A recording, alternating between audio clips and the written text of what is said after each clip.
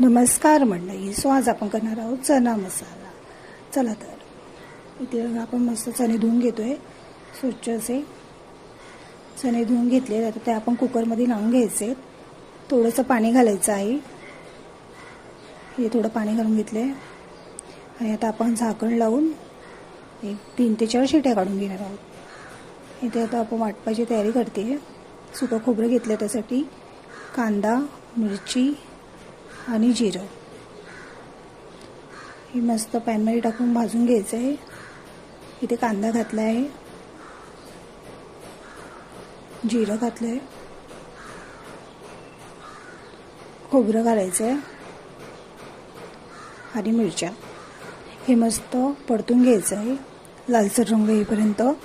इथे मस्त लालसर रंग आलेला आहे.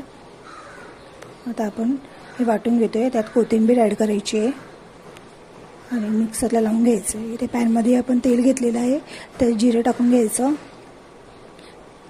जिरं तडतडलं की कांदा टाकायचा आहे. कांदा मस्त लाल करून घ्यायचे.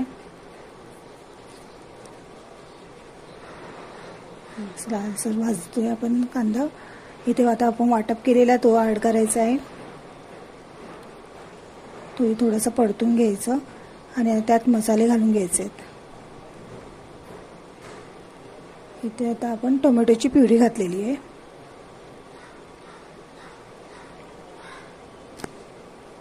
चवीनुसार मीठ, आलं लसूण पेस्ट 1 चमचा, धने पावडर 1 चमचा, हळद 1 ते 2 चमचे, लाल तिखट, गरम मसाला. मस्त सगळे मसाले घालून परतून घ्यायचे आहे. आणि ते आपले बघा चणे रेडी झाले. कुकर थंड झालं की खोलून घ्यायचं. मस्त चणेही शिजलेले आहेत आपले आणि ते आपला मसालाही रेडी आहे. त्यात आता आपण चणे घालून घेतोय. इथे मस्त असं चणे घातलेले आहेत. बटाटा माझ्या नवऱ्याला आवडतो म्हणून घातला आहे. तुम्हाला नाही घालायचं असेल तर नाही घातलं तरी चालेल. आणि ते झाकण लावून शिजवून घ्यायचं.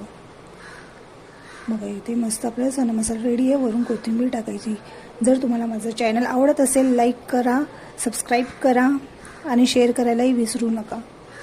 बघा इथे मस्त आपला चना मसाला रेडी झालेला आहे. तुम्हीही ट्राय करून बघा. दिसतोय की नाही छान.